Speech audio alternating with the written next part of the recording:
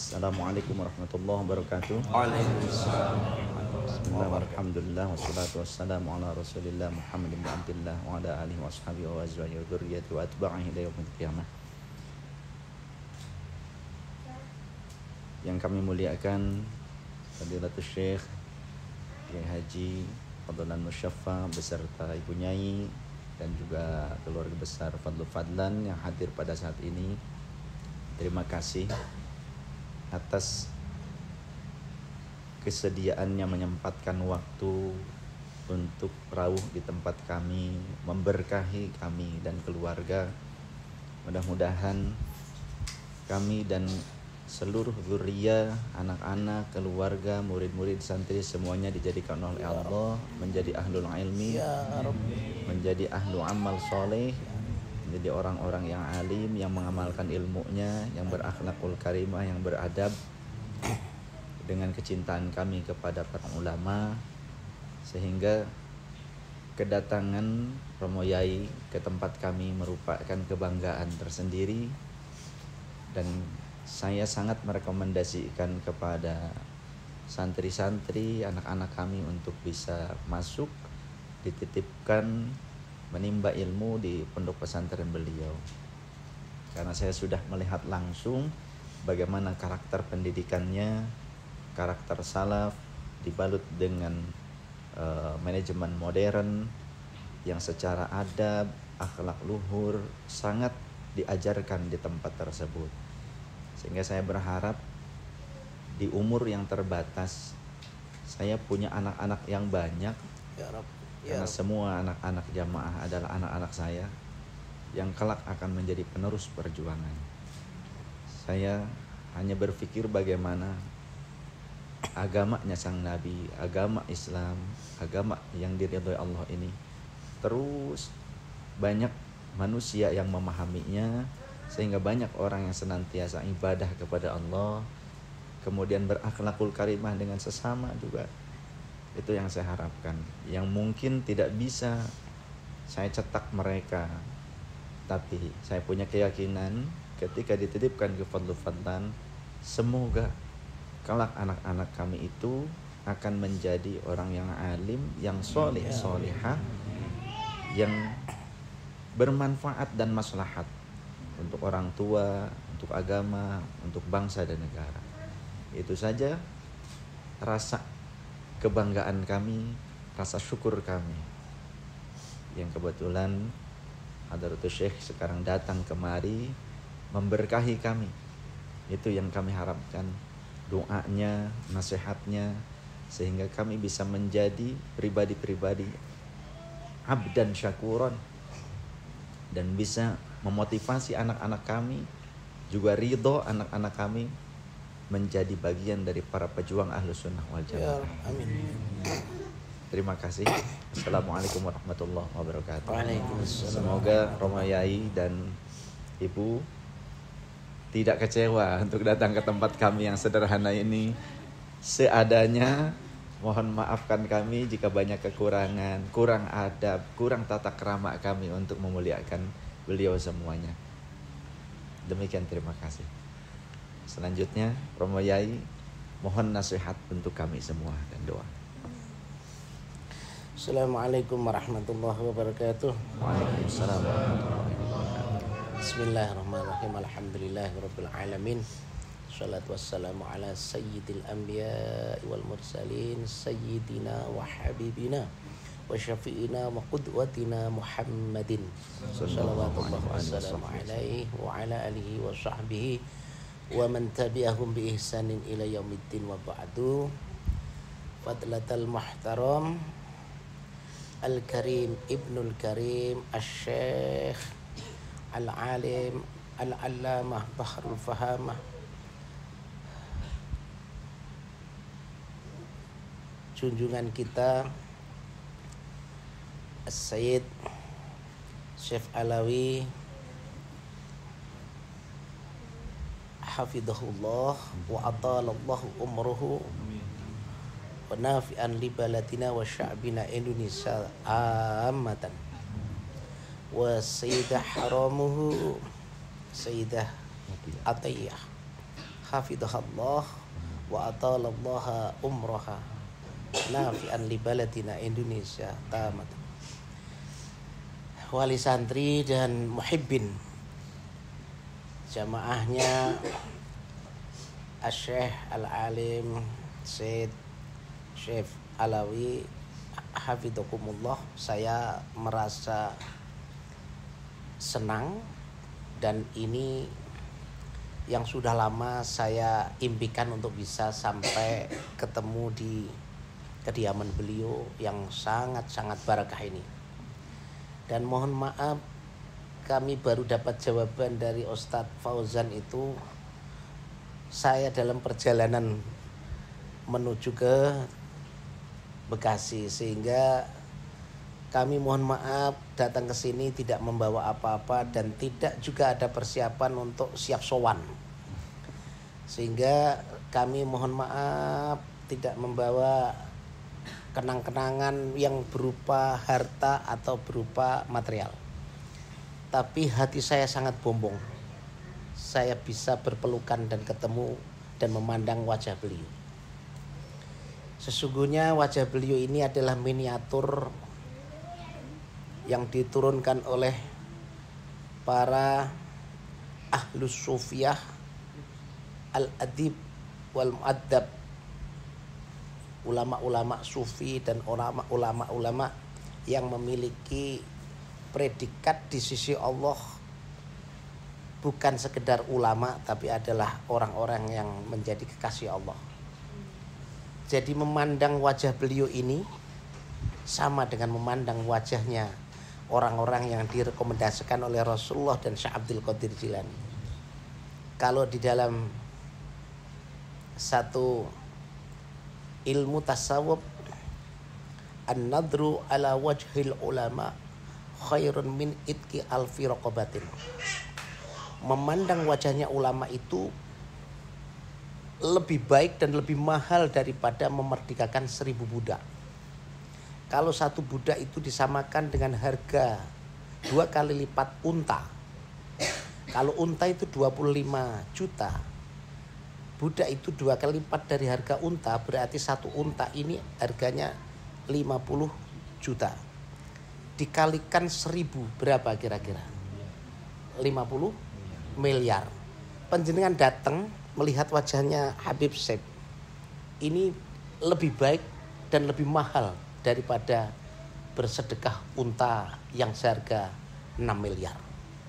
Maka saya kesini itu hanya ingin ketemu dan memandang wajahnya beliau. Dan ketemu bisa muwajah kepada beliau.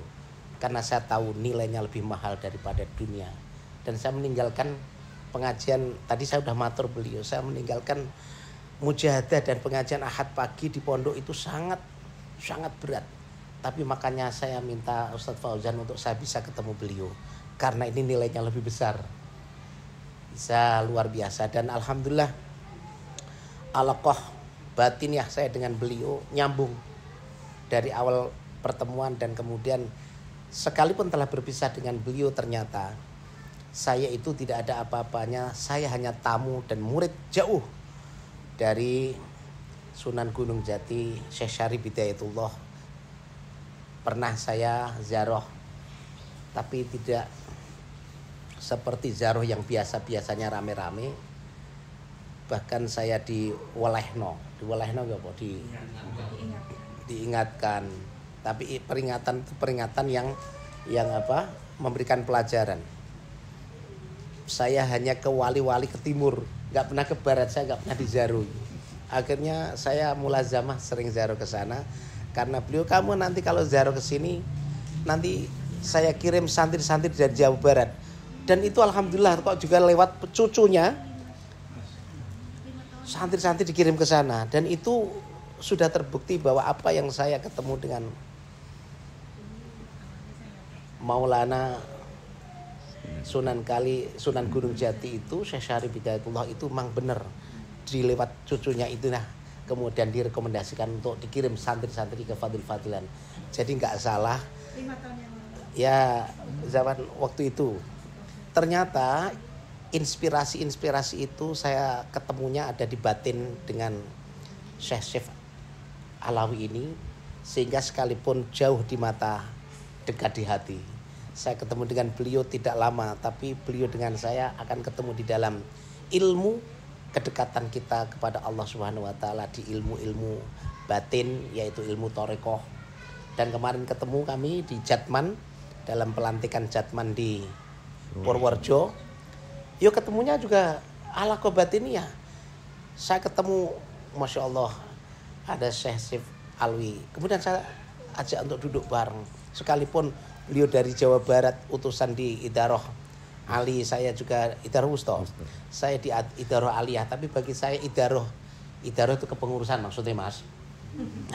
Idaroh Ali itu pusat, Wusto itu adalah provinsi, kemudian Subi itu adalah kabupaten. Ini tidak ada pemisah antara saya dengan beliau, tapi batinnya ketemu. Disitulah kami duduk bareng dan kerumpi.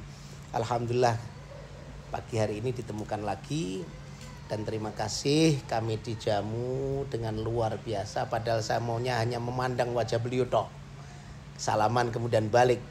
Ternyata ini jamuan luar biasa, tidak seperti kami menjamu beliau. Dan ini adalah zaroh balasan. Beliau sempatkan memberkahi pondok pesantren Fadul Fadlan. Saat itu kami memang belum dekat secara batin dengan beliau, tapi nama saya sudah tahu. Cuma saya biasanya kalau secara batin belum nyambung, itu biasanya biasa-biasa aja.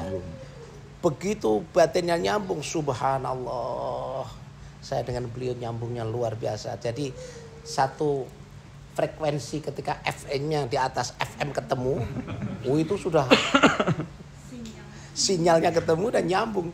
Jadi sekalipun jauh, saya tadi cerita sama beliau, para kekasih Allah itu memiliki dunia yang beda, tetapi ketemu di dalam satu titik. Misalnya kayak kita ini, titik di satu kelompok grup WhatsApp itu kalau satu frekuensi, itu nyambungnya beda. Beda dengan orang-orang yang di grup lain ngomong apa dan ngomong apa, tapi kalau kita dalam satu grup WhatsApp, itu biasanya satu frekuensi, nyambungnya luar biasa. Maka kopi darat akhirnya kan, kalau di WhatsApp itu hanya di dunia maya, maka kemudian kita itu ada di dunia nyata. Dan hari ini alhamdulillah saya bisa sowan ke beliau, dan beliau ini adalah mutiaranya, bukan punya mutia, bukan, mutiaranya dunia yang ini harus diuwet-uwet dan harus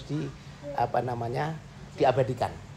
Tidak banyak orang yang seperti beliau ini di dunia ini atau terutama di Indonesia. Maka sangat berbahagia para jamaah yang bisa mencucup ilmu beliau, terutama dalam adab dan akhlak. Saya tadi matur di pesantren Fadul Fadlan ini titipan beliau juga, adab dan akhlak lebih utama daripada ilmu. Yang pertama adalah akhlak. Akhlak itu adalah etika manusia dengan penciptanya. Maka bahasa pencipta itu khalik, makhluk itu yang diciptakan. Adab antara makhluk dengan khalik itu namanya akhlak. Lah di situ tidak ada artinya makhluk yang tidak punya akhlak, karena dia sesungguhnya lupa dari penciptanya. Maka itulah kata-kata akhlak adalah adab dari sang makhluk yang diciptakan oleh seorang khalik, maka harus memiliki adab yang tinggi. Lah itu ilmu tasawuf yang punya. Ilmu tasawuf yang punya, ilmu thariqah yang punya. Kemudian harus punya adab. Adab ini etika manusia dengan alam semesta. Di dalam alam semesta itu ada namanya manusia yang paling dimuliakan oleh Allah. Inna akramakum indallahi atqakum. Takwanya lagi kembali kepada akhlak lagi. Ini luar biasa, antara adab dan akhlak itu harus nyambung. Lah dari situ kita kalau sudah bisa berakhlak dengan Allah, beradab dengan semua alam lingkungan kita, termasuk manusia, lingkungan, tidak merusak alam, tidak merusak tumbuh-tumbuhan, tidak merusak binatang dan semua, kita bisa bersahabat dengan alam, itu adab. Paling penting adalah dengan antara manusia, eksistensi manusia dengan manusia, ini yang paling penting. Kalau kita bisa menyelesaikan antara akhlak dan adab, bisa tertaklukkan, insya Allah ilmu itu akan datang dan akan bisa dimasukkan ke dalam sanubari. Makanya di dalam ayat Al-Quran, wattaqullah wa yu'allimukumullah. Bertakwa dulu, baru akan kasih ilmu. sulitnya orang kalau sudah pinter, sudah punya ilmu banyak, kemudian disuruh berakhlak, suruh beradab, tidak bisa. Seperti mahasiswa itu, karena digembleng tiap hari ilmu dan ilmu dan ilmu, suruh beradab sulit.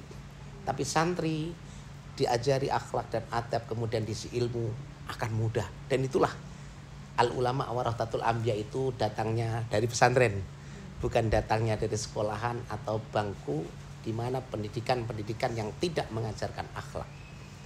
Makanya ada satu etika ahlul ilmi yang tidak dimiliki oleh umumnya orang-orang ahli ilmu, kecuali adalah orang-orang yang dikelompokkan dalam kategori ulama. Innama yakhsyallaha min ibadil ulama. Karena ada khasyah inilah dia jadi ulama. Ahlul ilmi dan orang penuh ilmunya, karena minus khasyah, minus takut kepada Allah, maka gak jadi ulama dia hanya jadi ilmuwan. Ilmuwan itu orang yang penuh ilmu tapi tidak memiliki akhlak, tidak memiliki etika. Dan tidak, etika itu di dalamnya adalah khosyatillah, takut kepada Allah. Lah ini ilmu tasawuf dan ini ilmu toreko yang bisa melatih diri untuk bisa takut kepada Allah. Ini khosyatillah. Kita lihat di negeri kita ini, banyak orang pintar, sarjana, doktor, profesor, bahkan mentok punya penemuan ilmiah yang luar biasa, tapi minus khosyatillah, nggak bisa dikatakan ulama. Karena di saat dalam diksi perkataan klaster dari ulama itu, innama yakhsyallaha min ibadihil ulama. Hanya ulama lah yang takut kepada Allah, dan hanya kepada Allah ulama itu takut kepada Allah. Hanya ulama yang takut kepada Allah. Ilmuwan itu enggak, minus adab dan minus akhlak, maka dia tidak bisa sampai derajat ulama. Kalau sudah ulama maka warasatul anbiya. Lah ini yang dititipkan ilmu dari Nabi itu yang ini, bukan ilmuwan. Mohon maaf kalau saya mendeskripsikan antara ulama dengan ilmuwan saya bedakan. Di sana banyak orang yang menyebutkan ahlul ilmi, tapi ilmu yang mana? Karena ilmu tadi malam saya ngaji, ilmu itu ada yang ilmu kosong kering, hanya ilmu yang ditulis di dalam buku dan dalam otak, tapi ada ilmu yang berkah dan manfaat. Ini tidak dicapai oleh ilmuwan. Berkah dan manfaat ini tidak didapat oleh orang yang hanya belajar mengejar ijazah dan mengejar ilmu dan ilmu. Ilmu yang ini adalah ilmu yang warisan para nabi yang dititipkan para ulama. Di antaranya adalah Hadratus Syekh. Ini adalah ulama yang dititipi ilmu dari Allah. Karena apa? Karena dengan ilmu itu mengedepankan akhlak dan adab. Maka sangat berbahagia kalau kita ini belajar kepada para ulama yang mengedepankan akhlak dan adab. Jadi tidak hanya ilmunya banyak, penemuannya banyak, kemudian bukunya banyak dan seterusnya. Tidak. Tapi bagaimana orang itu bisa menerapkan dalam hati, kemudian bisa ilmu itu diterapkan di dalam masyarakat dan tampak jelas berkah dan manfaatnya. Lah itu gak banyak kiai ulama yang berkah dan ilmunya muncul. Contohnya kayak ulama-ulama di Holi itu. Kenapa profesor gak di Holi? Ini jawaban yang jelas. Profesor gak ada holnya. Kenapa? Karena minus akhlak dan adab. Tapi kalau ulama kiai ke holnya, kiai kesekian ratus sekian puluh, ini bedanya al ulama warasatul anbiya, karena mengangkat derajat dan martabat manusia dan menghambakan diri di hadapan Allah dengan akhlak dan adab. Itu yang membedakan ilmu yang dipegang oleh manusia, dititipkan oleh manusia. Maka kita harus mondokkan anak di mana saja mondoknya, agar supaya ilmunya tidak kering tapi dinaungi dengan akhlak dan adab. Ini saya kira ini saya untuk menguatkan kawan-kawan ini supaya tetap mendekat kepada beliau, ngaji dengan beliau, cucup tangan beliau, pandangi wajah beliau. Sesungguhnya kita telah memandangi wajah-wajah warisan para nabi dan para ulama. Ada miniaturnya ada di beliau. Ilmu dan akhlak adabnya telah dititipkan pada beliau. Saya juga moga-moga keberkahan kesekian kali untuk beliau berkenan singgah memberkahi pondok pesantren Fadil Fadilan. Syukran. Assalamualaikum warahmatullahi wabarakatuh. Doa. Bismillahirrahmanirrahim. اللهم صل على سيدنا محمد سيد الأولين والآخرين رضي الله تبارك عن كل صحابة رسول الله أجمعين والحمد لله رب العالمين حمدا يوفي نعمه ويكافئ مزيده يا ربنا لك الحمد كما ينبغي لجلال وجهك الكريم وعالم سلطانك يا سيدي يا رسول الله يا سيدي يا حبيب الله اشفع لنا يا سيدي يا رسول الله اللهم اجعل جمعنا واجتماعاتنا اجتماعا مرحوما وتفرقنا من بعده تفرقا مباركا معصوما اللهم اجعلنا لنا ولا علينا اللهم اجعلنا وأولادنا وأولاد أولادنا وأهلنا وتلامذنا وتلامذاتنا من أهل العلم وأهل الخير وأهل التقى وأهل القرآن ولا تجعلنا وإياهم من أهل الجهل والشر وضارنا على كل شيء قدير ربنا هب لنا من أزواجنا وذرياتنا قرة أعين واجعلنا للمتقين إماما اللهم علمنا بما ينفعنا علمنا بما علمتنا علمنا بما لا نعلم بارك لنا في علومنا وأرزاقنا وذرياتنا اللهم زدنا علما نافعا ورزقا واسعا وقلبا خاشعا وعملا متقبلا اللهم تقبل منا إنك أنت السميع العليم وتب علينا يا مولانا إنك أنت التواب الرحيم ربنا آتنا في الدنيا حسنة وفي الآخرة حسنة وقنا عذاب النار صلى الله على سيدنا محمد وعلى آله وصحبه وبارك وسلم سبحان ربك رب العزة عما يصفون وسلام على المرسلين والحمد لله رب العالمين ببركة الفاتحة.